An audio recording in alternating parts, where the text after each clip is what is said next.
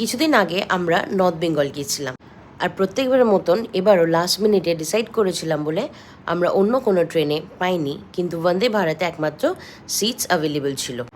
যদিও ট্রেন থেকে নেমে মনে হয়েছিল যে বন্দে ভারতে করে ট্রাভেল করার ডিসিশনটাই বেস্ট ডিসিশন ছিল। তো চলো আমি তোমাদের সঙ্গে এবার শেয়ার করে নিই আমাদেরকে ট্রেনে উঠতেই কী দিয়ে ওয়েলকাম করেছে।